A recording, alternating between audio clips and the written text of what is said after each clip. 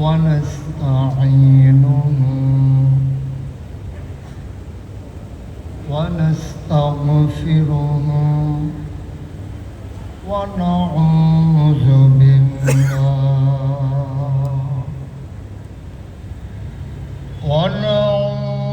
بالله من شرور أنفسنا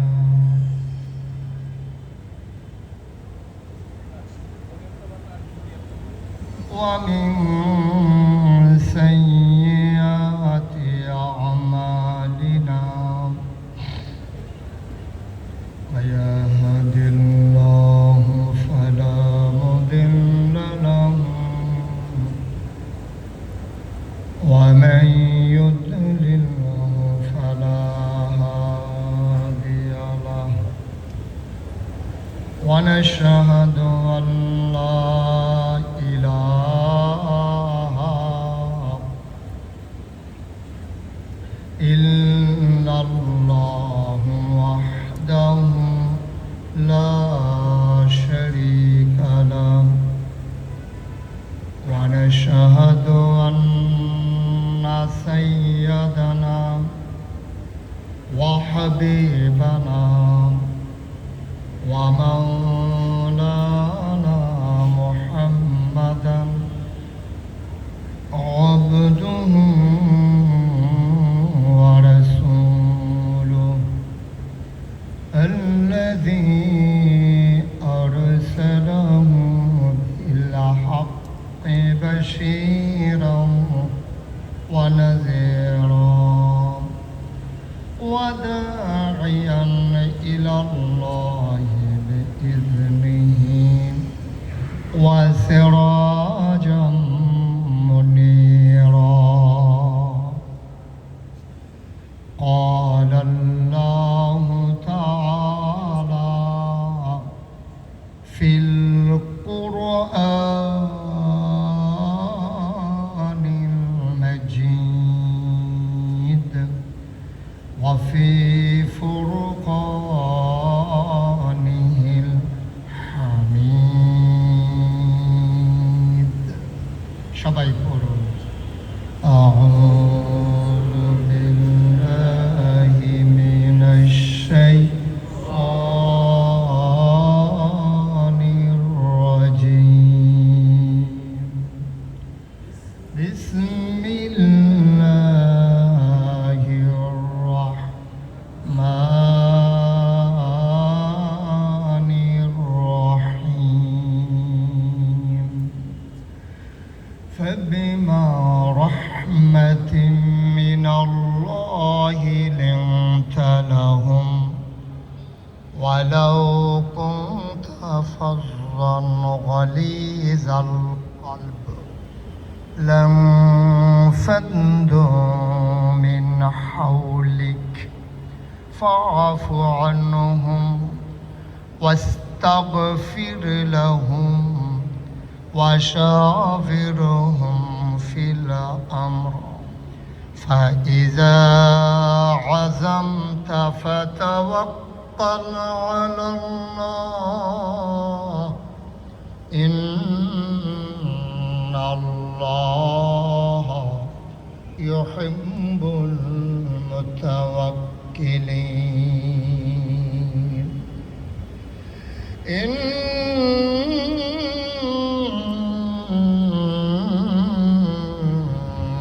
الله وملائكته يصلون على النبي يا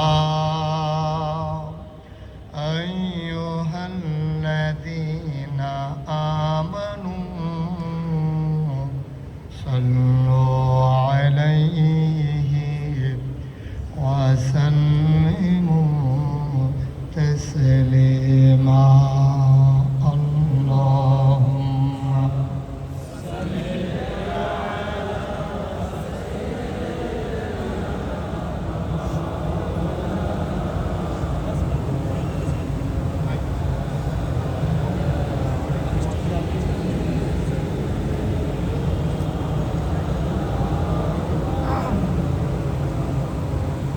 সুরে মহাব্বতের সাথে গলা ছেড়ে দিয়ে পড়ুন আল্লাহুম্মা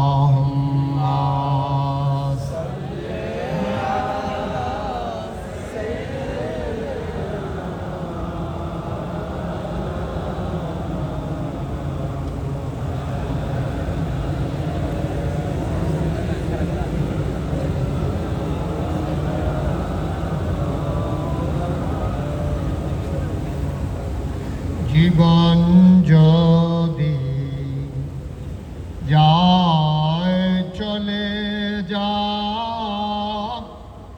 ঈমান ছাড়া যাবে না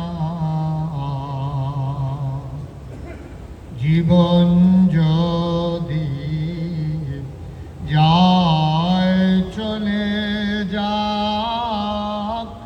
ইসলাম ছাড়া যাবে না ঈমান যদি ছাড়ো বন্ধু ইসলাম যদি ছাড়ো বন্ধু আল্লাহর জান্নাত পাবে না আল্লাহুম্মা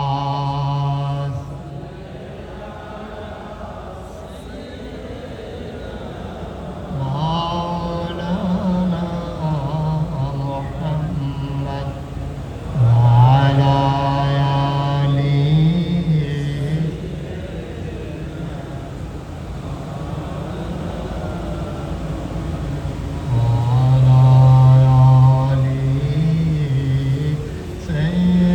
سيدنا مولانا بلغ العلا بكماله كشف الدجى بجماله حسنت جميع خصاله صلوا عليه قدرت کی تماشا ہے مدینہ کی گلی میں جنت کی نمونہ ہے مدینہ کی گلی میں بلغ العلا بکمالہ کشف الدجى بجمالہ حسنت جميع صالح صلوا عليه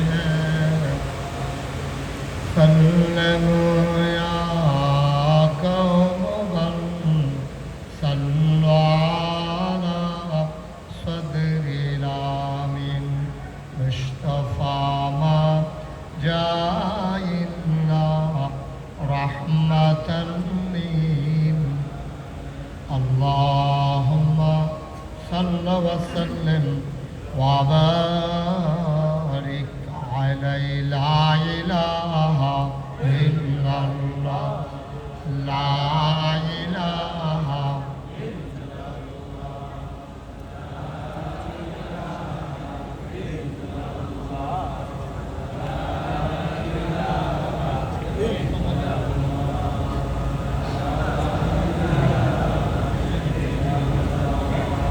لا إله إلا الله لا إله لا إله إلا الله لا إله لا إله إلا الله محمد رسول الله صلى الله عليه وسلم اللهم صل وسلم وبارك সবাই পড়ি আলহামদুলিল্লাহ। জোরে পড়ি, আরো জোরে। আল্লাহ তাবারক ওয়া তাআলার দরবারে আমরা লাখ কোটি শুকরিয়া জ্ঞাপন করছি, যিনি আমাদেরকে ঐতিহ্যধন্য ঐতিহ্যবাহী বাংলাদেশের জাতীয় মসজিদ বাইতুল মুকাররম পূর্ব সাহানে, যিনি আমাদেরকে পক্ষকালব্যাপী অনুষ্ঠানমালার আজকের এই 10ম দিবসে 21 রবিউল আউয়াল 25 সেপ্টেম্বর রোজ বুধবার বরকতময় দিন শেষে অন্ধকারের চাদর যখন পৃথিবী ঢেকে দিয়েছে, জানান দিয়েছে রাত হয়ে গেছে। আকাশে যখন মেঘের ঘন ঘটা, বৃষ্টির রিমঝিম বরিশন ধারা তপ্তা জমিনকে যখন সুপ্ত করে দিয়েছে, আনন্দ ঘন পরিবেশে, অনুকূল আবহাওয়ায়, মনোরম পরিবেশে যিনি আজকের আয়োজনে আসার বসার কিছু কথা শোনার সুযোগ করে দিলেন, হৃদয়ের সবটুকুন আবেগ, উচ্ছ্বাস, ভালোবাসা, আকতি কাকতি মিনতি জমা করে মাবুদের শিখানো কালেমা দিয়ে চিৎকার করে সবাই পড়ি আলহামদুলিল্লাহ।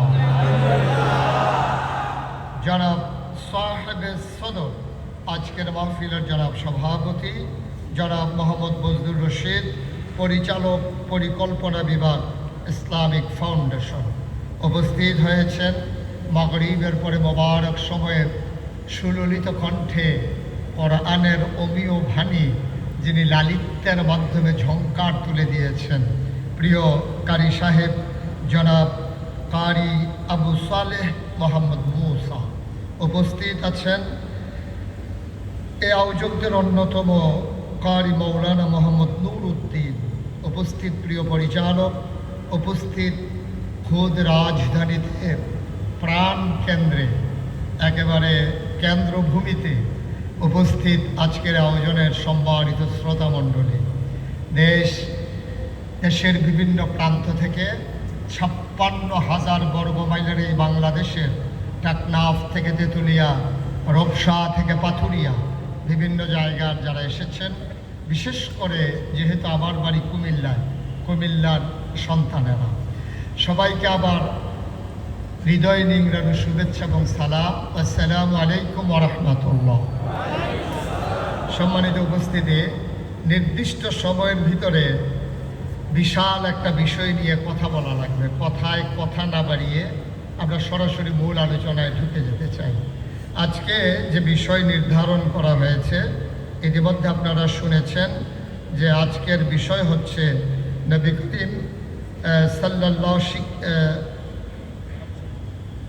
মানব চরিত্রে, আজকের বিষয় হচ্ছে মানব চরিত্রে পরিপূর্ণতা দানকারী হযরত মুহাম্মদ সাল্লাল্লাহু। নবীর নাম শুনলে কি পড়তে হয়? যত নুরুদ্দিন ভাইও বললো, তারপরেও তো বললেন না। এরকম তো জীবনে অনেক শুনছেন। আমাদের সমস্যাটা হচ্ছে এই জায়গায়, আমরা শুনি সেই অনুযায়ী আমল করি না। মুহাম্মদুর রাসূলুল্লাহ, দুই একবার না বারবার, দুই একদিন না প্রতিদিন, দুই এক সপ্তাহ না প্রতি সপ্তাহ, দুই এক মাস না 12 মাস, দুই এক বছর না সারা জীবন আমরা পড়ব সাল্লাল্লাহু। বন্ধুগণ, আল্লাহ তাবারক ওয়া তাআলা যুগে যুগে মানুষ যখন প্রথমত বানালেন, মানুষ যখন ছিল না তখন ছিল এই ধরনীতে জিন আর ফেরেশতা। জিনদেরকে পিটিয়ে তাদের অসৎ আচরণের কারণে, তাদের আল্লাহ বিমুখতার কারণে, তাদের আল্লাহর নাফরমানির কারণে ফেরেশতা পাঠাইয়া জিনদেরকে পিটাইয়া আল্লাহর জমিন আল্লাহ খালি করে দিলেন। আল্লাহর জমিন আল্লাহ খালি রাখবেন না, তিনি ইমার্জেন্সি অ্যাসেম্বলি কল করলেন, সংসদের জরুরি অধিবেশন। সেখানে স্পিকার হলেন স্বয়ং আল্লাহ, মেম্বার অফ পার্লামেন্ট হলো সমস্ত ফেরেশতারা। সুবহানাল্লাহ বলবেন না? আল্লাহ তাবারক ওয়া তাআলা যখন ডাকলেন, ফেরেশতারা জানতে চাইলেন, মাওলা রব্বে কারীম, আজকে আলোচনার আলোচ্য বিষয় কি? আজকে সংসদের এজেন্ডা কি? আলোচনা হয়েছে লক্ষ কোটি বছর আগে, আমরা 1,500 বছর পরে এই যে মানুষগুলো যেন জানতে পারি এই জন্য আল্লাহ তাবারক ওয়া তাআলা ১,৫০০ বছর আগে, ওই লক্ষ কোটি বছর আগের আলোচনাটা কোরআনুল কারীমের মাধ্যমে আল্লাহ কোট করে দিয়েছেন। সেদিন আলোচনাটা কি হয়েছিল আমরা সবাই জানি, সবাই পারি। চলেন সবাই মিলে পড়ি। আউযু বিল্লাহি মিনাশ শাইতানির রাজীম। বিসমিল্লাহির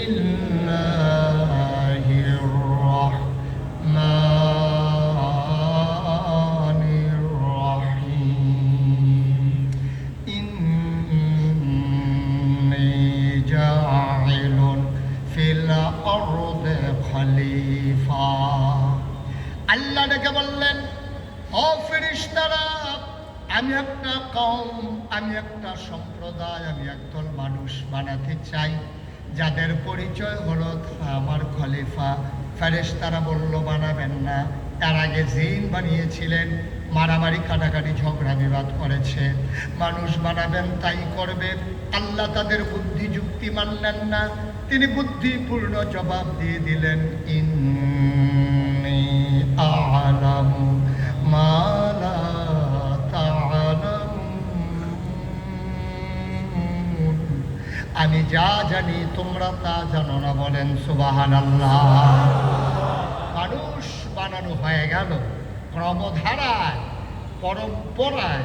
আদম আলাইহিস সালাম থেকে শুরু করে ঈসা আলাইহিস সালাম পর্যন্ত অসংখ্য নবী এবং রাসূল আল্লাহ পাঠালেন।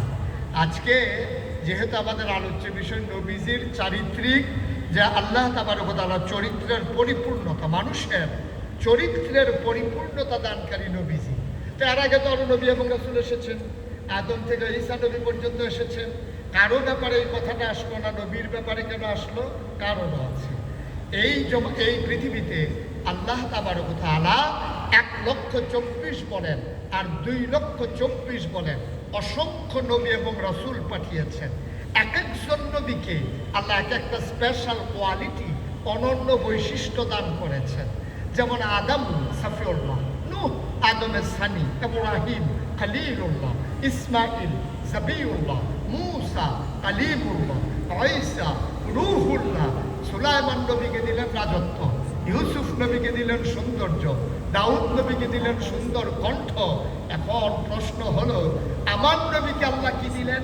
সাহাবী, তাবিঈন, তাবে তাবিঈন, উম্মাহাতুল মুমিনিন, আইম্মায়ে মুজতাহিদিন, আইম্মায়ে শরীয়ত, আইম্মায়ে তরিকত, আইম্মায়ে সালফে সালিহিন, উলামায়ে মুতাকাদ্দিমিন মুতাআখিরিন, ইমাম সাহেবান, মুফাসসিরিনে কারাম, মুফতিয়ানে আযম, সবাই মিলে এক বাক্যে রায় দিয়ে দিল, ১,২৪,০০০ বলো আর ২,২৪,০০০ বলো, সকল নবী এবং রাসূল মিলে যা আমার নবীজি একাই তা। সুবহানাল্লাহ। সবাই মিলে যা আমার নবী একাই তা। তাইলে পরিপূর্ণতা দানকারী উনি হবেন না তো হবে কি? উনি তো হবেন। উনি সবাই মিলে যা। ইউসুফ নবীর সৌন্দর্য আমার নবীর মাঝে আছে নাকি নাই? দাউদ নবীর সুন্দর কণ্ঠ আমার নবীর মাঝে আছে নাকি নাই? সুলাইমান নবীর রাজত্ব আমার নবীর মাঝে আছে নাকি নাই? ঢাকার মানুষ আওয়াজ একটু কম করে না? ঢাকার মানুষ ঢেকে আছে তো, আর সাইডের মানুষ একটু খোলা আকাশের নিচে আছে, এই জন্য ওদের আওয়াজ বেশি, আপনাদের কম। প্রমাণ করে দিতে হবে রাজধানী সব নিয়ন্ত্রণ করে, আওয়াজও নিয়ন্ত্রণ করে রাজধানীর মানুষ। ঠিকটা একটু ঠিক হয়েছে আর কি। আওয়াজ করে আমি যখন যা প্রশ্ন করি, আসতে না জুড়ে রিয়াকশনটা সবাই মিলে একবার না বারবার একটু প্র্যাকটিস করি। সুবহানাল্লাহ, আলহামদুলিল্লাহ, আল্লাহু আকবার, সবাই করি আমিন। নবীজি সবাই মিলে যা, আমার নবীজি একাই তা। একটু পর্যন্ত আমরা সিদ্ধান্তে পৌঁছে গেলাম ইনশাআল্লাহ। এবার আসুন, একটা মানুষের কয়টা দিক থাকে আমরা এটা দেখব। প্রথমত, একটা মানুষের দুইটা দিক থাকে, একটা হলো সূরত আর একটা হলো সিরত। একটা হলো নমুনা আর একটা হলো চরিত্র। এই দুইটা ঠিক থাকে মানুষের। একটা হলো দেখা যায় সূরত, আপনি লম্বা না খাটো, কালো না ফর্সা, চ্যাপ্টা না লম্বা, এইরকম একটা মানুষের এই সম্মুখ দৃষ্টিতে এটারে বলে সুরত। আপনাকে দেখলেই বোঝা যাবে যে উনি এই যে নূর আহমদ নুরুদ্দিন ভাই। তো আমি যদি বলি নুরুদ্দিন ভাই কেমন, আপনারা একসাথে বলবেন উনি ফর্সা। যেহেতু উনি ফর্সা, ওনাকে ফর্সা বলতেই হবে। এখন এটা হলো বাহ্যিক দিক। আমি যদি বলি উনি কেমন, বলবে যে হুজুর লেনদেন সম্পর্কে জানতে চান নাকি চাল চলন সম্পর্কে জানতে চান, এটা হলো বিতর্কত দিক। সুবহানাল্লাহ বলবেন না? তাহলে প্রতিটি মানুষের দুইটা দিক, একটা হচ্ছে সুরত আর একটা হচ্ছে সিরত। সুরত যেটা, এটা প্রশংসনীয়, এটা অনুকরণ অনুসরণ করার কিচ্ছু নেই। আপনি একটা মানুষের সুরত, উনি ফর্সা, আপনি যদি মনে করেন আমি ওনার মতো হয়ে যাব, ফেয়ার অ্যান্ড লাভলি দেওয়া যাবে, পাকিস্তানি কসমেটিক্স ইউজ করা যাবে। যদিও ওনার মুখ ফর্সা হয়ে যায়, যখন পাঞ্জাবির হাত গুছাবে তখন বলবে ডুপ্লিকেট, যে চেহারা একরকম হাত আর একরকম। তখন এটা বোঝা যাবে যে এটা আর্টিফিশিয়াল, কোনো না কোনোভাবে তার চেহারা পাল্টে দেওয়া হয়েছে। তাইলে দুইটা দিক, সুরত এবং তাইলে সুরত হচ্ছে প্রশংসনীয়, সুরতের প্রশংসা করা যায়। আর সিরত এটা হচ্ছে অনুকরণীয়, এটা হচ্ছে গ্রহণীয়, এটার কাছ থেকে যেটা বর্জনীয় এটাকে বর্জন করা। সুবহানাল্লাহ বলবেন না? আবার আসুন, একটা মানুষের পরিপূর্ণতা আসে কিসে? সুরত এবং সিরত, এই দুইটার যখন সমন্বয় হয়ে যায়, দেখতেও সুন্দর, আবার তার আচরণও সুন্দর, তার লেনদেন সুন্দর, তার চলাফেরা সুন্দর, তার কথা বলার স্টাইল সুন্দর, তার ব্যবহার সুন্দর, তার লেনদেন সুন্দর, তখন মানুষটাকে বলা হয় পরিপূর্ণ একটা মানুষ। তখন বলে মাশাআল্লাহ, দেখতে যেমন আচরণও তেমন। সুবহানাল্লাহ বলবেন না? এখন আমার নবী কোন দিক দিয়ে পরিপূর্ণ? তিনি কোন দিক দিয়ে পরিপূর্ণ? নবী করিম সাল্লাল্লাহু আলাইহি ওয়াসাল্লাম সুরত এবং সুরত দুই দিক দিয়ে তিনি পরিপূর্ণ। ঠিক কিনা বলেন? একটা অংশ আপনি দেখাতে পারবেন না যে এই জিনিসটা না হইলে ভালো ছিল, এই জিনিসটা আরেকটু বেশি হইলে ভালো ছিল। একেবারে সুষমভাবে আল্লাহর কুদরতি নিজ হাতে তিনি যেন অনুপমভাবে সুন্দর করে দৃষ্টিনন্দন করে আমার নবীকে তিনি তৈরি করেছেন। সামাইলে তিরমিজি একটা হাদিসের কিতাব আছে, এই কিতাবটার ভিতরে নবীর সুরত এবং সিরত দুইটা বিষয়ের উপর আলোচনা করা হয়েছে। যেহেতু মানুষের মৌলিকভাবে দুইটা দিক, সুরত এবং সিরত, আমরা প্রথমত আলোচনা করব সুরত, তারপরে তার চারিত্রিক সিরতের পরিপূর্ণতা, সেই ব্যাপারে যৎকিঞ্চিত আলোচনা। ওয়া তাওফীকি ইল্লা বিল্লাহ। সবাই বলে আমিন। শুরুতে আমরা সুরত নিয়ে আলোচনা করব, উনি কেমন ছিলেন এটা নিয়ে আমরা আলোচনা করব। উনি ছিলেন মধ্যম আকৃতি, লম্বাও না খাটোও না, তিনি ছিলেন মাঝারি আকৃতি। তার চুলগুলো ছিল ঘাড় পর্যন্ত প্রলম্বিত, হালকা হালকা কোঁকড়ানো। তিনি চুলের ভিতরে তৈল দিয়ে যখন আছড়াতেন, অবাক বিস্ময়ে সাহাবাই কেরাম তাকিয়ে দেখতেন, মনে হয় চুলের মাঝে যেন মৃদুমন্দ ঢেউ দেখা যায়। তার কপালটা ছিল চওড়া, ভ্রুগুলো ছিল তার জোড়া ভ্রু, আমাদেরটা যেমন ফাঁকা, ওনারটা ছিল একসাথে লাগোয়া। ওনার চোখগুলো ছিল বড় বড়, ওনার চোখের পাতাগুলো ছিল ফুটন্ত গোলাপি রঙের একটি পাপড়ির মতো। তিনি কখনো বা যখন চোখের পলক ফেলতেন, মনে হতো যেন মৃদুমন্দ বাতাসে গোলাপ পাপড়ি দৌড় খাইতেছে। তার চোখের দুইটা অংশ, একটা হচ্ছে সাদা আর একটা হচ্ছে কালো। সাদা অংশ ছিল রক্তিমাভ সাদা, কালো অংশ ছিল কৃষ্ণ কালো। তার নাকটা ছিল খাড়া, ছিদ্রগুলো ছিল ছোট ছোট, নাকের নিচে ছিল সরু চিকন গোঁফ, আর ঠোঁটগুলো ছিল গোলাপি রঙের। উনি কখনো বা যখন মুচকে হাসতেন, যখন ঠোঁটগুলো ফাঁক হতো আর সামনের দাঁতটা যখন বের হতো, সবাই মনে করতো গোটা পৃথিবীতে যেন বিজলি চমকাইছে। আল্লাহর নবী মুহাম্মদুর রাসূলুল্লাহ সাল্লাল্লাহু আলাইহি ওয়াসাল্লাম, তিনি কখনো বা যখন রাস্তা দিয়ে হেঁটে যেতেন, 1 মাস পরে ওই রাস্তা দিয়ে আবার যখন কোনো মানুষ হেঁটে যেত, তিনি থমকে দাঁড়াতেন, চমকে উঠতেন, আশ্চর্যান্বিত হয়ে যেতেন। মানুষটা ওই রাস্তার কিনারে যাদের বাড়ি তাদেরকে জিজ্ঞেস করতো, ভাই এই রাস্তা দিয়ে আমার নবী হেঁটে গেছেন নাকি? কয়টা তো অনেক আগের কথা, তুমি কেমনে বুঝলা, কেন জিজ্ঞেস করলা? আজকে কবে হেঁটে গেছে আমার নবীজি? 1 মাস আগে এই রাস্তা দিয়ে আমার নবী হেঁটে গেছেন।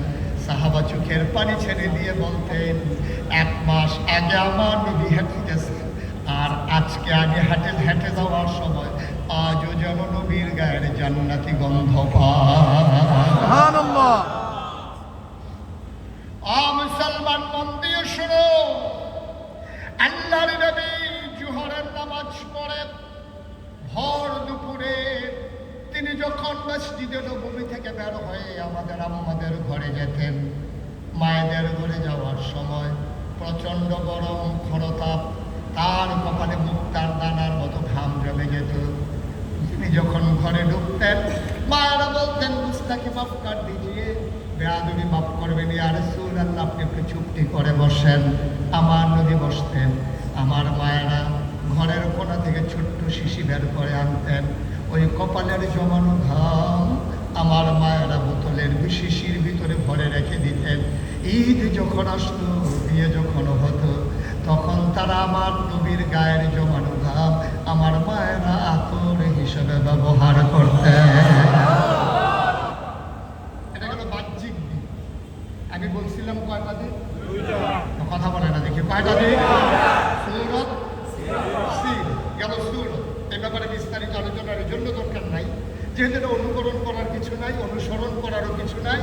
এটা শুনে শুনে আমরা তৃপ্ত হব, আমরা গৌরব করে অহংকার করে বলবো, আমার নবী এমন নবী যেই নবী অন্য নবীর সাথে কোনো তুলনা চলে না। ঠিক কিনা বলে?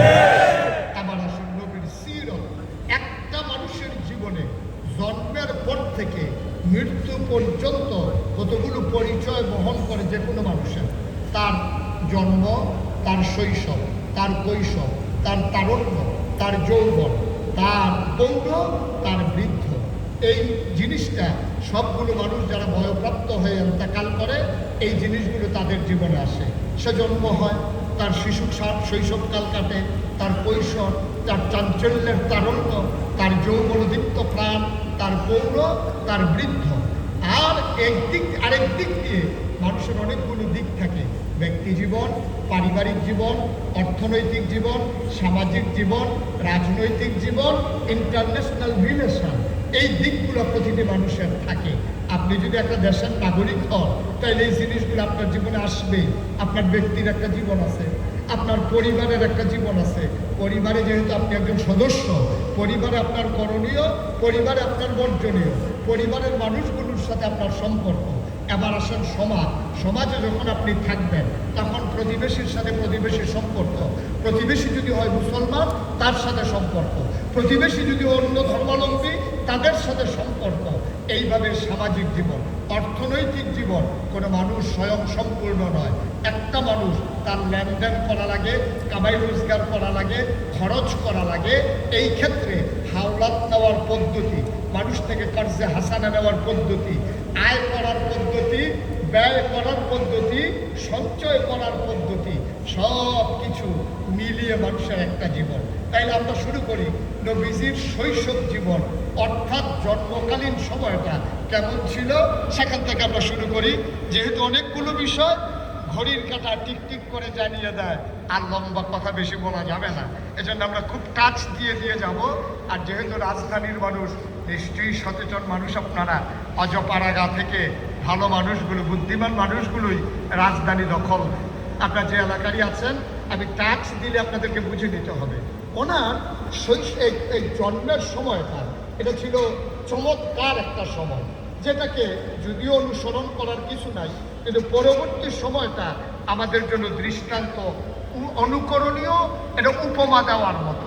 নবী যে বছর দুনিয়াতে আসলেন, খুব খেয়াল করতে হবে, নবী যে বছর দুনিয়াতে আসলেন সেই বছর, সেই জামানায় তখন একটা নিয়ম ছিল, মক্কার যারা বংশাবলী মানুষ, সম্ভ্রান্ত মানুষ যারা, যেমন তৎকালীন জামানায় ছিল কুরাইশ, কুরাইশের ভিতরে বিভিন্ন উপশাখা, যেমন বনু হাসিম, তারপরে আপনার ওই দিক দিয়ে উমাইয়া, সব মিলিয়ে বনু হাসিম, বনু কেনান, বনু তামিম, বিভিন্ন গোত্রের যারা মানুষ ছিল, তারা যারা সম্ভ্রান্ত উচ্চ বংশ মানুষ, তারা তৎকালীন জমানায় জন্মের পরে বুকের দুধ মায়েরা বাচ্চাকে খাওয়াতো না। এটা তারা মনে করতো একটা ঐতিহ্যের ধারক বাহক, এবং একটা মর্যাদার অধিকারী হওয়া, এটা তারা মনে করতো। এই জন্য তারা কি করতো, তৎকালীন জামানায় এখনো শহরটা আছে, শহরটার নাম তায়েফ। তায়েফ থেকে একদল মহিলা আসতো, ওরা এসে ওই দুধের বাচ্চাগুলোকে টাকার বিনিময়ে নিয়ে যেত তায়েফ, দুধ পান করাইয়া টাকার বিনিময়ে 2-2.5 বছর পরে আবার ফেরত দিত। তো নবী যেই বছর জন্মগ্রহণ করলেন, তায়েফ থেকে একদল মহিলা রওনা দিলেন মক্কায় আসার জন্য, বাচ্চা নেওয়ার জন্য। এখন ওরা যখন রওনা করেছে, মনে করেন রওনা করেছে যাত্রাবাড়ি থেকে। কোথেকে? কথা বললেন নাই না? কোথেকে রওনা করেছে? আসবে বাইতুল মুকাররম। রওনা করেছে কোথেকে? আসবে কোথায়? বাইতুল মুকাররম। এখন রওনা দেওয়ার পরে যাত্রাবাড়ি থেকে সায়েদাবাদের কাছে আসার পরে দেখে যে একজন নাই। তো সবাই চিৎকার করছে, একজন নাই। কে নাই? হালিমা নাই। সুবহানাল্লাহ বলবেন না? ওরা যাত্রাবাড়ি থেকে পূর্ব দিকে অনেকক্ষণ তাকিয়ে রইল, হালিমার কোনো খবর নাই। সবাই চিন্তা করলো সন্ধ্যা ঘনিয়ে আসছে, সুতরাং আমরা চলে যাই। ওরা আস্তে আস্তে ওই যে আসবে মক্কায়। কোথায় আসবে? মনে করেন এই বাইতুল মুকাররমে। এখন আইসা ওরা দেখছে কার বাড়ি বড়, কার বাবা টাকা কামাই করে বেশি, কার মর্যাদা বেশি, কার টাকা বেশি। এরকম দেখে দেখে সব বাচ্চাগুলো টাকার বিনিময়ে নিয়ে ওরা রওনা করে গেছে যাত্রা সায়েদাবাদ। হয়ে গেছে কথা হয়ে গেছে। ওরা যখন সায়েদাবাদ গেছে, দেখে যে হালিমা আসতেছে, ওরা যাইতেছে। হালিমা আর ওরা ক্রস করছে সায়েদাবাদ। তো সবার কুলে বাচ্চা ওয়া ওয়া কান্না করতেছে। হালিমা জিজ্ঞেস করে, আমার বান্ধবীরা, আমার সইয়ারা, এই বাইতুল মুকাররমে কি আর বাচ্চা নাই? হ্যাঁ, একটা বাচ্চা আছে, তার বাবা নাই। সুবহানাল্লাহ বলবেন না? হালিমার স্বামী বড় নরম মনের অধিকারী ছিলেন। তিনি বললেন, হালিমা চলো যাই, সায়েদাবাদে চলে এসেছি, বাইতুল মুকাররমের কত দূর, চলো দেখে আসি, পছন্দ হলে বাচ্চা নেব, নাইলে নাই। হালিমা বড় হিসেবি মহিলা ছিলেন। তিনি মনে মনে বললেন, কি দরকার যাওয়ার, যে কি লাভ হবে, টাকা পয়সা নাই। স্বামীর কথায় রওনা করলেন, বাইতুল মুকাররম মসজিদের সামনে আসলেন। তিনি আসার পর একজন মানুষকে দেখে জিজ্ঞেস করলেন, ভাই, এই জায়গায় নাকি একটা এতিম বাচ্চা আছে, তার নাম নাকি মোহাম্মদ, তার ঘরটা কোনটা? মানুষটা আঙ্গুল দিয়ে দেখাই দিল, ওই কাবার কেনারে ছোট্ট ঘর, ওই ঘরটার ভেতরে ওইটাই আমেনার ঘর, ওইটাই মোহাম্মদের ঘর। হালিমা তাড়াহুড়ো করে গেলেন। হালিমা ঘরের বাইরে দাঁড়িয়ে রইলেন। এবার হালিমা বলতেছেন, স্বামী আমার, এই ঘরে কোনো পুরুষ নাই, আমেনার স্বামী ইন্তেকাল করেছেন, আপনি বাইরে থাকেন, আমি ভেতর থেকে একটু দেখে আসি। আবার যখন হালিমা ভেতরে গেলেন, দাঁড়াইয়া বলতেছেন, আসসালামু আলাইকুম। আমেনা ডাক দেওয়া কয়, কে রে সালাম দেয়? আমার নাম হালিমা। কয়, কোন হালিমা? আমি হালিমা সাদিয়া। কয়, চিনলাম না। আমার বাড়ি তায়েফ। কয়, কেন এসেছো? কয়, শুনলাম আপনার ঘরে একটা বাচ্চা আছে, নিতে এসেছি। আমেনা ডাক দেওয়া কয়, হালিমা, সকাল থেকে কত মানুষ বাচ্চা নিয়ে গেল, উটের পায়ের শব্দ শুনলাম, বাচ্চাদের কান্নার আওয়াজ শুনলাম, কেউ কারো মায়া লাগলো না, তোমার বুঝি মায়া লেগেছে। আবার হালিমা ডাক, আমেনা ডাক দেওয়া, হালিমা, আহলান সাহলান মারহাবা, মোস্ট ওয়েলকাম, আমার ঘরে তোমাকে স্বাগত। আমি হালিমা কয়, আমি ঘরে ঢুকে দেখলাম মা আমেনা আসন পেতে বসে আছে, কুলের ভিতরে একটা ছোট্ট শিশু চোখ বন্ধ করে ঘুমায়, এমন একটা সাদা রুমাল দিয়ে মুখটা ঢাকা। হালিমা কয়, আমেনা, বাচ্চা নেব এমন কোনো কথা নাই, পছন্দ হলে নেব, নাইলে নাই, একটু বাচ্চারা দেখাও। আমেনা কয়, দেখাও নয়ন করে। হালিমা কয়, দেখবো কেমনে, চেহারা ঢেকে থাকলে? মা আমেনা টান দিয়ে সরিয়ে দিলেন। হালিমা কয়, জীবনে আমি অনেক বাচ্চা দেখেছি, খোদার কসম, সেই মাত্র পর্দা সরিয়ে নিল, আমি অবাক বিস্ময়ে তাকিয়ে দেখলাম, আমার জীবনে এত সুন্দর মানুষ আমি আর জীবনেও দেখি না। ঐতিহাসিক, দার্শনিক, শিক্ষাবিদ সবাই মিলে কয়, হালিমা সাবধানে কথা বইল, এর চাইতে সুন্দর বাচ্চা তুমি দেখবা কেমনে? এর চাইতে সুন্দর বাচ্চা আমার আল্লাহ রাব্বুল আলামিন আর একটাও বানায় না।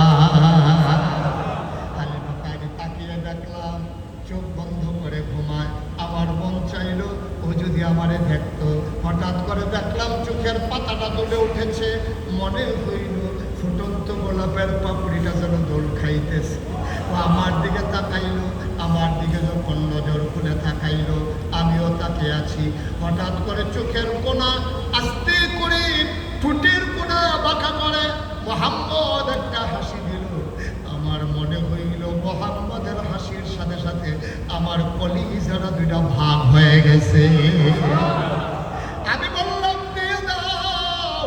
হালিমা আমেনা ডাক দিয়া কয়, সাবধানে নিও, এই বাচ্চা বড় আজব বাচ্চা। জন্মের আগে 10 মাস 10 দিন ছিল, আমি টের পাই নাই। টিপরা কামড় দিলে টের পাই। মোহাম্মদ দুনিয়ায় আসার সময় তাও টের পাই নাই।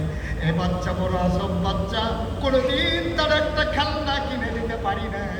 আমি একদিন গোসলখানায় ঢুকেছি, তারে ঘুম পাড়াই দিলে নড়ে না, দুধ খাওয়াইলেও কাঁদে না, না খাওয়াইলেও কাঁদে না। গোসলখানায় যখন পানি ঢেলে নিয়েছি, হঠাৎ করে টের পাইলাম কে যেন নড়ে। আমি জানালায় উঁকি মেরে তাকায়া দেখি আমার মোহাম্মদ হাত পা ছুটতেছে আর খিলখিল করে হাসতেছে, কি যেন ধরতে চায়। আমি তাকায়া দেখি আমি তারে খেলনা কিনা দিতে পারি নাই। আমার মাওলা তারে খেলনার বাকি রাখে নাই। আমার মাওলা আমার মোহাম্মদের জন্য, আমার সোনামণির জন্য খেলনা বানাইয়া আকাশের চাঁদ আর তারাগুলা তার হাতের নাগালে পাঠাই দিছে। আল্লাহর নবী এই শৈশব বড় মজার শৈশব। তিনি যখন হালিমার কোলে উঠলেন, হালিমা কয় আমার শরীরটা ছিল শুকনা, বুকের ভিতরে দুধ ছিল না। যখন মোহাম্মদকে কোলে নিলাম, খোদার কসম আমি টের পাইলাম আমার শুকনা দুইটা বুক দুধে ভরপুর হয়ে গেছে। এই নবীর শৈশব গেল এমন, কৈশোর গেল আরো চাঞ্চল্যময়, যৌবন গেল আরো মধুর। সব কথা বলা যাবে না। মুসলমান খেয়াল করে শোনো, আবার নবী যখন নবুয়ত প্রাপ্ত হলেন, তিনি হেরা গুহা থেকে যখন তিনি ঘরে আসলেন, এবার আম্মাজান খাদিজা রাদিয়াল্লাহু তাআলা আনহার স্বীকৃতি শুনো।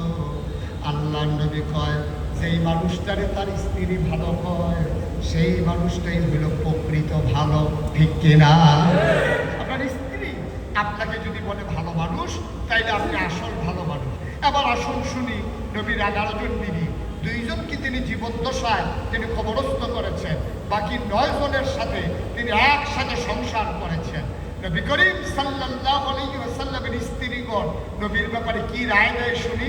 নবী যখন হেরা গুহায় জলমগ্ন, 40 তার ছুঁই ছুঁই 40 যখন পূর্ণ হলো, হেরা গুহায় জিবরাইল আলাইহিস সালাম এসে ঢুকলেন, নবীকে সালাম দিলেন, আসসালাতু ওয়াসসালামু আলাইকা ইয়া রাসূলুল্লাহ, আসসালাতু ওয়াসসালামু আলাইকা ইয়া হাবিবাল্লাহ, আসসালাতু ওয়াসসালামু আলাইকা ইয়া শাফিয়াল মুজনিবিন, আসসালাতু ওয়াসসালামু আলাইকা ইয়া রাহমাতাল লিল আলামিন। নবী বললেন ওয়া আলাইকুমুস সালাম। তিনি ভীত সন্ত্রস্ত হলেন। নির্জন গুহার সামনে বিশাল দেহের অধিকারী মানুষটাকে তিনি চমকে উঠলেন, তিনি আশ্চর্যান্বিত হয়ে গেলেন, তিনি ভীত সন্ত্রস্ত হয়ে গেলেন। কাঁপতে কাঁপতে ঘরে আসলেন। মা খাদিজা রাদিয়াল্লাহু তাআলা আনহা উনি জিজ্ঞেস করলেন, ও নবী আমার, আপনি কি ভীত সন্ত্রস্ত? কেউ কি কিছু বলেছে? নবী বললেন, খাদিজা, আমি নাকি এখন থেকে আব্দুল্লাহ, মুহাম্মদ ইবনে আব্দুল্লাহ না। ওই জামানায় এখনো মক্কার মানুষগুলো নিজের নামের সাথে বাবার নাম জড়িয়ে পরিচয় দেয়। তো মোহাম্মদ, ওনার আব্বার নাম হলো আব্দুল্লাহ, তো ওনার পরিচয় ছিল মোহাম্মদ ইবনে, কথা না দেখি, মোহাম্মদ ইবনে নবীজি এসে কয়, খাদিজা, আমি নাকি এখন থেকে মোহাম্মদ ইবনে আব্দুল্লাহ না। তাহলে আপনি কি? তাই আল্লাহর এক ফেরেশতা নাম জিবরাইল, উনি এসে কয়, আমি নাকি মোহাম্মদ ইবনে আব্দুল্লাহ না, আজকে থেকে আমার পরিচয় মুহাম্মদুর রাসূলুল্লাহ। কথাটা বুঝতে পেরেছেন? তখন কি কোনো সাক্ষী আছে? কথা কয় না। কোনো মানুষ আছে সামনে? কয়জন মানুষ এখানে? 2 জন, নবী আর আমাদের আম্মা খাদিজা। নবীজি বললেন, আমি নাকি নবী, আমি নাকি নবী। আম্মাজান খাদিজা কি রায়টা দিলেন আসুন শুনি। আম্মাজান খাদিজা সাথে সাথে কি রায়টা দিলেন? নবীজি যখন বললেন আমি নাকি নবী, আম্মাজান খাদিজার সাথে সাথে রায় দিলেন, আপনি অবশ্যই নবী। সুবহানাল্লাহ। একবারও জানতে চাইলেন না কবে থেকে নবী, কেন আপনি নবী, কার জন্য নবী, কে বানাইল নবী, এই নবুয়ত লাস্টিং করবে কয়দিন? কোনো কিছু জানতে চাইলেন না, তিনি রায় দিয়ে দিলেন অবশ্যই আপনি নবী। সুবহানাল্লাহ বলবেন না? আল্লাহর নবী খাদিজাকে জিজ্ঞেস করলেন, ও খাদিজা, তুমি কেমনে বুঝলা আমি নবী? এবার আম্মা জান খাদিজা ডাক দেয়া কয়, 15 বছর সংসার করেছি, আমার যখন 40, আপনার তখন 25, একেবারে পরিণয়ে যখন আবদ্ধ হয়েছি, আমরা স্বামী স্ত্রী হয়ে গেছি, আপনার 25 আমার 40, এখন আপনার 40 আমার 55, 15টা বছর একসাথে সংসার করলাম, একসাথে ঘুমাইলাম, একসাথে খাইলাম, আজ থেকে আপনাকে একসাথে দেখলাম, চলে ফিরে বুঝে শুনে খেয়ে দিয়ে একসাথে দিন কাটিয়ে 15 বছর পরে আমার মন সাক্ষী দিয়েছে অবশ্যই আপনি নবী। আল্লাহর নবী কয়, তুমি কেমনে বুঝলে আমি যে নবী? কয় 4টা কারণে আমার মনে হয়েছে আপনি নবী। কয় কোন 4টা কারণ? 1 নাম্বার, আপনি যখন ওয়াদা করেন খেলাফ করেন না। সুবহানাল্লাহ। আপনি যখন ওয়াদা করেন ওয়াদা খেলাফ করেন না। 2 নাম্বারে, আপনি যখন আপনার কাছে কোনো কিছু আমানত রাখে আপনি আমানতের খেয়ানত করেন না। 3 নাম্বারে, আপনি আত্মীয়তার সম্পর্ক ছিন্ন করেন না। 4 নাম্বারে, অসহায় কোনো মানুষ দাঁড়ালে আপনি নবী গো কোনোদিন খালি হাতে কাউকে ফিরান না। সুবহানাল্লাহ।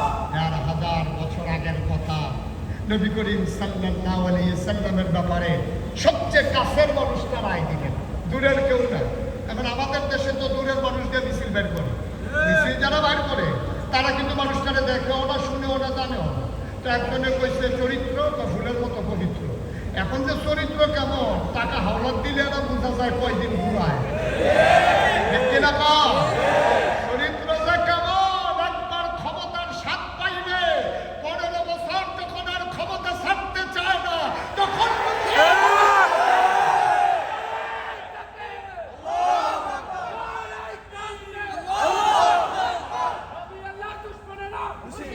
চরিত্র বোঝা যায় তখন যখন আপনাকে দায়িত্বপূর্ণ জায়গায় বসিয়ে দেওয়া হয়, আপনি যখন রাষ্ট্রীয় সম্পদকে নিজের সম্পদ বানিয়ে ফেলেন তখন বোঝা যায় মানুষের চরিত্র কেমন।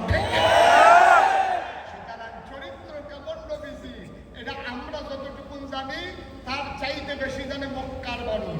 মক্কার মানুষ যতটুকুন জানে তার চাইতে বেশি জানে মুসলমানেরা। সব মুসলমানেরা যা কিছু জানে তার চাইতে বেশি জানে আমার নবীর স্ত্রীগণ। ঠিক কিনা? একসাথে ঘুমাইছে, একসাথে খাইছে, একসাথে উঠছে ফিরছে, সব একসাথে। তো ওনারা বুঝবে নাকি আমরা বুঝবো নাকি? আম্মা জান খাদিজা টাকা খাইয়া, মিছিলের আগে বিস্কিট খাইয়া, চা খাইয়া নবীর সার্টিফিকেট দেয় নাই, সানন্দে স্বেচ্ছায় সব জ্ঞানে চইলা ফিরা দেখা শুইরা বুঝা সাক্ষী দিয়েছে আপনি অবশ্যই নবী। সুবহানাল্লাহ বলবেন না? আজকে যখন মাহফিল শেষ করে বাড়িতে যাবেন, বাড়িতে যাওয়ার পরে আপনি যদি আপনার ওয়াইফকে বলেন অলি অলি অলি, আপনার ওয়াইফ দেখবেন কোনো সে বারান্দায় গিয়ে শুয়ে বিড়ির গন্ধ লোকে দিয়ে বন্ধ হয় না অলি। ঠিক কিনা কম? আপনি যে কত বড় অলি, কথায় কথায় স্ত্রীর গায়ে হাত উঠান, হ্যাঁ কথায় কথায় আপনি বেতন পান 30,000, বাসা ভাড়া 40,000, বাচ্চাদের স্কুলের খরচ, দুধের খরচ, বউয়ের কসমেটিক্স খরচ, পার্লারের খরচ সব মিলে 1 লাখ, বেতন পান 40, খরচ হয় মাসে 1 লাখ, আবার ফ্ল্যাট কেনার জন্য আপনি ঘুরতে আসেন। আপনি যে কত বড় অলি কেউ জানুক আর না জানুক আপনার স্ত্রী জানে। ঠিক কিনা? আপনার লেনদেনের স্বচ্ছতা নাই, আপনার কাজ কারবারের ব্যালেন্স নাই, আপনি কোথায় কোথায় বউয়ের উপরে হাত উঠান, এসব কোথায় নাই আমাদের দেশে না? গ্রামে তো বউয়ের উপরে হাত উঠাইলে টের পায়, কারণ এক ঘরের বউয়ের উপরে মারলে অন্য ঘরের মানুষ আওয়াজ শুনে। শহরে তো এই কারবার, দরজা বন্ধ করে শুরু করলে মরণের আগে টের পায় না। ঠিক কিনা কম? নবীর চরিত্র কি অনুপম চরিত্র? সুবহানাল্লাহ বলবেন না? আরে উনি পরিপূর্ণ করবেন না তো পরিপূর্ণ করবে কি? সুবহানাল্লাহ বলবেন না? কি নবী আমার, কি নবী আমার। এবার আসুন সরাসরি আল্লাহর কণ্ঠে শুনি তিনি আমার নবীকে কি বলেন। দরকার আছে নাকি নাই? উনি কি বললেন? আপনি অবশ্যই নবী। কথা কয় না, আপনি অবশ্যই নবী। আচ্ছা, এবার দেখেন আল্লাহ কি কয়, সুবহানাল্লাহ বলবেন না? আল্লাহ কয় তোমরা আমার নবীরে চিনো নাকি? আমরা বলি আল্লাহ আপনারে পুরোপুরি চিনছি। এই জন্য 5 ওয়াক্ত নামাজে প্রতি রাকাতে আমরা পড়ে দেই আলহামদুলিল্লাহি রাব্বিল আলামিন। সমস্ত জগৎ সমূহের যিনি রব, আপনি হইলেন সেই আল্লাহ। সমস্ত প্রশংসা আল্লাহ আপনার জন্য। আল্লাহ ডাক দেয়া কয়, বান্দারে ও বান্দা, আমারে চিনছ, আমি সমস্ত জগৎ সমূহের রব, আবার আমার নবীরে চিনে নাও। ওয়ামা আরসালনাকা ইল্লা রাহমাতাল লিল আলামিন।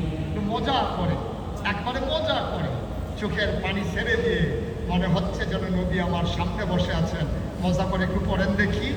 ওয়ামা আরসালনাকা ইল্লা রাহমাতাল লিল আলামিন। আমার আল্লাহ কয়, শুনো শুনো শুনো, যত জায়গায় আমি রব, খেয়াল করবেন, যত জায়গায় আমি আল্লাহ রব, তত জায়গায় আমার নবীজি রহমত। আল্লাহ যত জায়গায় রব, নবীজি তত জায়গায় রহমত।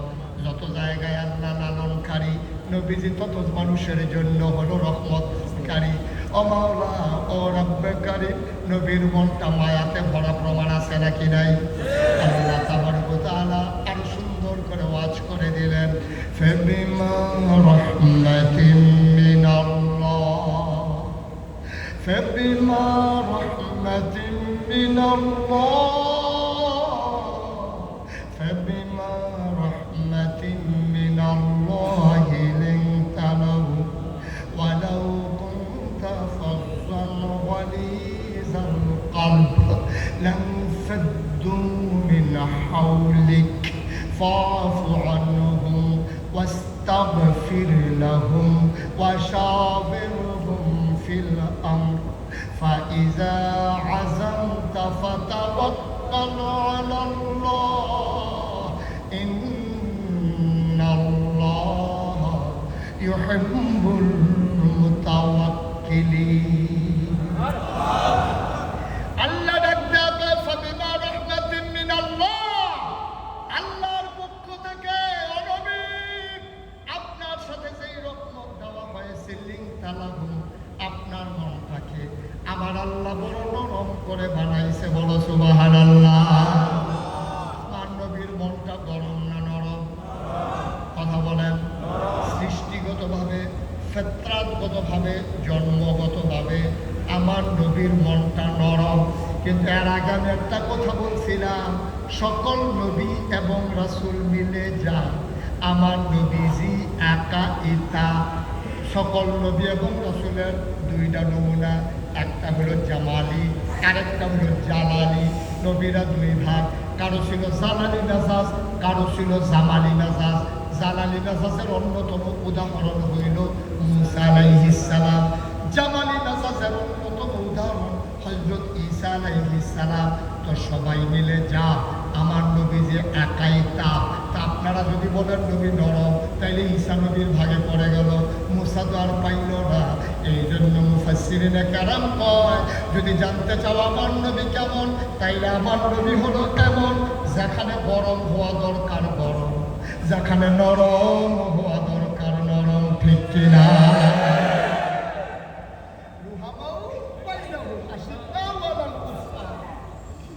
পরস্পর যখন একসাথে হয়, মনে হয় যেন কই জায়গায় খাওয়াই দেবে। আর কাফেরের সামনে যখন একসাথে হয়, তখন মনে হয় যেন জীবন দেবে, তারপরে আপোষ করবে না। ঠিক কিনা বলেন? এইটাই তো মুসলমানের চরিত্র। আপনি যখন পূর্ণাঙ্গে ঈমান নিয়ে চলবেন, নবীর সম্পূর্ণ সিরত যখন আপনার জীবনে আপনি ধারণ করবেন, মনে রাখবেন, শতকরা ৯৯ জন লোক মুসলমান বলেন, আর সংখ্যালঘু ভারতের মুসলমান বলেন, ঈমান নিয়ে যদি অটল পাহাড়ের মতো দাঁড়িয়ে থাকতে হয়, মামলা হবে, হামলা হবে, জাল জুলুম নির্যাতন হবে, প্রয়োজনে জীবন দেওয়া যাবে,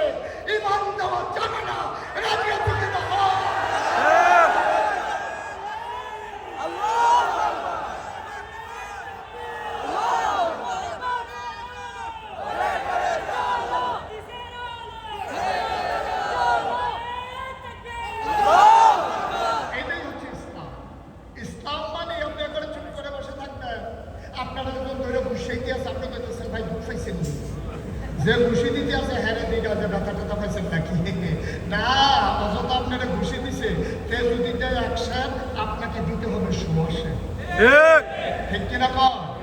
সেজন্য বুঝে যে মুসলমান এমনই, তারা চুপ করে থাকে, তারা আঘাত করে না, কিন্তু আঘাত করলে ছেড়েও মুসলমানের চরিত্রটাই আল্লাহ তাবারক ওয়া তাআলা নিজে সেই চরিত্র ধারণ করেন, মুসলমানদেরকে সেই রঙে রঙিন হতে বলেন। আল্লাহ যেমন ধরে ধরে ধরে না, ধরলে আল্লাহ মুসলমানও ধরে ধরে ধরে না, ধরলে মুসলমান। এই মুসলমানের চরিত্র লেবেন বিস্মার্কা চরিত্র, লেবেন বিস্মার্কা চরিত্র হওয়া যাবে না। একেবারে মাটির মতো আপনি ইসলামের সমর্থন করবেন, ঠিক কিনা কর? কথা না ঠিক কিনা? ইসলাম হচ্ছে যেখানে বাধা আসবে বাধা প্রতিহত করতে হবে, কিন্তু কখনোই মুসলমান আগে আক্রমণ করেছে তার কোনো প্রমাণ নাই, ঠিক কিনা বলেন? এই আদর্শটা নবীজি, এই আদর্শটা নবীজি তিনি পরিপূর্ণতা দিয়েছে। কষ্ট হচ্ছে আপনাদের না? ছেড়ে দেওয়া দরকার। আরেকটু আছে, আমরা কথা বলি ইনশাআল্লাহ, সবাই পড়ে না আমিন। তাইলে এবার আসেন, তাহলে নবীজির চরিত্র, তিনি কি চরিত্রের অর্ধেক না পুরোপুরি? একটা মানুষের জীবন যেমন হওয়া দরকার নবীজি সব জায়গায় তেমন। শুধু একটা বললাম, তিনি ব্যক্তি জীবনে কেমন, তিনি নরম মনের অধিকারী। এবার আসুন তিনি পারিবারিক জীবনে কেমন, শুনে আবার শেষ করে দেবো ইনশাআল্লাহ।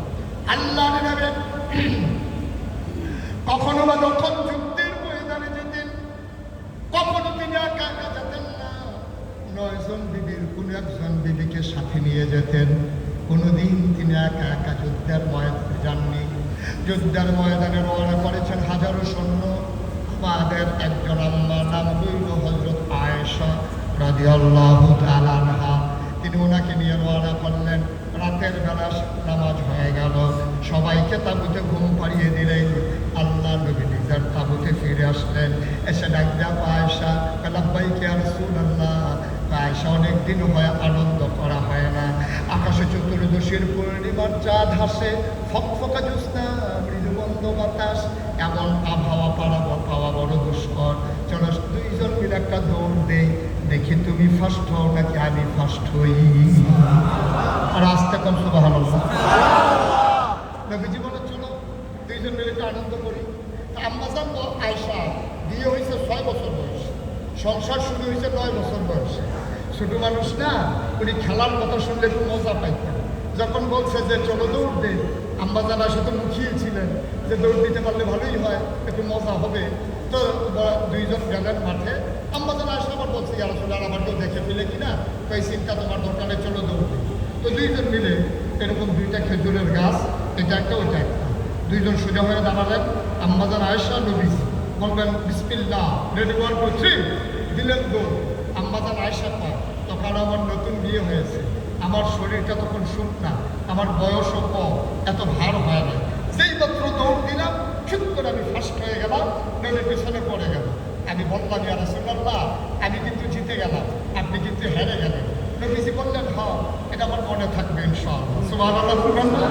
তুমি যে জিতে গেছো, আমি যে হেরে গেছি, এটা মনে থাকবে। কিছুদিন পরে, কয়েক বছর পরে আবার যুদ্ধে যাবেন, আবারও ভাগে করেছেন আম্মা জান আয়েশা। সুবহানাল্লাহ বলবেন না? নবীজি বললেন আয়েশা, অনেক দিন হয় একটু আনন্দ হয় না, চলে একটা দৌড় দেই। মনস্তাত্ত্বিক বিষয়টা দেখেন, আগামীকালকে যুদ্ধ কাফেরের সাথে, আর আগের রাত্রে স্ত্রীকে নিয়ে আনন্দ করে। কি চেক অ্যান্ড ব্যালেন্স, ব্যালেন্স কারে কয় দেখেন। যুদ্ধের সময় যুদ্ধ, তো রাইটটা রাইট দিয়ে লাগতো। সুবহানাল্লাহ বলবেন না? যুদ্ধের সময় যুদ্ধ হবে, রাত্রটা নষ্ট করে কি লাভ? আমি আবার যদি থাকি তাইলে না পড়ার না, উনি সেকেন্ড সময় কাজে লাগতেন। সুবহানাল্লাহ বলবেন না? নবীজি বললেন চলো আবার একটু দৌড় দেই। আবার দাঁড়ালেন, 2টা খেজুর গাছ নির্ধারণ করলেন, আবার দাঁড়ালেন, বলেন বিসমিল্লাহ, দিলেন দৌড়। আম্মা জান আয়েশা নিজে পায়, বয়স হয়েছে তো, আমি একটু মুটিয়ে গেছি, আমার একটু মোটা হয়ে গেছে, শরীরে একটু স্থূলকায় হয়ে গেছে, আমার ওজন বেড়ে গেছে। এখন বিসমিল্লাহ বলে নবী তো ছিল যৌবনা নবী, নবী তো সবসময় তারুণ্য দীপ্ত প্রাণ, যৌবন দীপ্ত প্রাণ। একজন পুরুষের দুনিয়াতে যেদূর ক্ষমতা, আপনি যখন জান্নাতে যাবেন তখন আপনার ক্ষমতা হবে 70 গুণ, আর 70 জন জান্নাতি মানুষের যে ক্ষমতা, আল্লাহ নবীকে দুনিয়াতে আল্লাহ 70 জন জান্নাতি মানুষের ক্ষমতা দেন। এই নবী আবার যখন বিসমিল্লাহ করে দৌড় দিছে, এখন আম্মাজান আয়েশা তো নিজেই বলতেছে আমি মোটা হয়ে গেছি, এখন দৌড় দিছে সত্য, আম্মাজান আয়েশা পেছনে পড়ে গেছে, নবী ফার্স্ট হয়ে গেছে। কাছে যখন আসছে আম্মা আয়েশা, নবীজি কানে কানে কয় আয়েশা তুই যে হারিয়ে দিছিলা প্রতিশোধ দিলাম। সুবহানাল্লাহ, সুবহানাল্লাহ, সুবহানাল্লাহ। কি জীবন, কি জীবন, কি সংসার, কি দাম্পত্য জীবন। সুবহানাল্লাহ বলবেন না? বানানো গল্প না, মুখরোচক ইতিহাস না, বাস্তব ঘটনা শুনে বাস্তবতা। সুবহানাল্লাহ।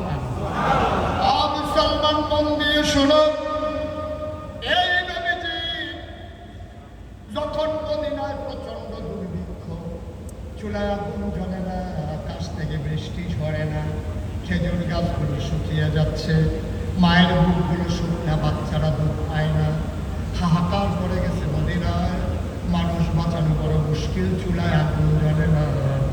নবী হতবিহ্বল হয়ে গেলেন, তিনি রাহমাতুল্লিল আলামিন।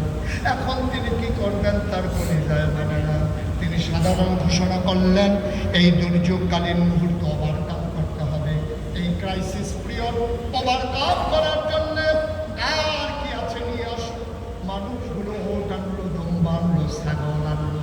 আমার নবী একটা এই আপনার ওট জবে করে দিলেন, 1 কেজি করে গোশতের ভাত বসালেন, সব মানুষকে ঘোষণা দিলেন, যাদের ঘরে চূড়া আগুন জ্বলে না জলদি করে গোশত দেওয়া হবে। আল্লাহ নবী বসে আছেন, তার ঘরে মানুষ দাঁড়িয়ে আছেন, যে আসে তার 1 ভাগ গোশত দেয়। হঠাৎ করে আমার নবীর নজর পড়ে গেল লাইনের দিকে, তাকেরা দেখে বৃদ্ধা একটা মহিলা বোঝা হইয়া লাঠিতে ভর দিয়া লাইনের মাঝে দাঁড়িয়ে আছে। একেবারে যুবথুবু বুড়ি মানুষ, বুড়ি বুড়ি একবারে বোঝা হয়ে গেছে, লাঠি দিয়ে ভোট দিয়া লাইনের ভিতরে দাঁড়িয়ে আছে কোট লাগিয়ে। নবীজি দূর থেকে দেখতেন, তিনি আস্তে করে দুষ্ট বন্টন থামিয়ে তিনি বুড়ি মাতার কাছে গেলেন, গিয়া অনেকক্ষণ তাকাই দিচ্ছে।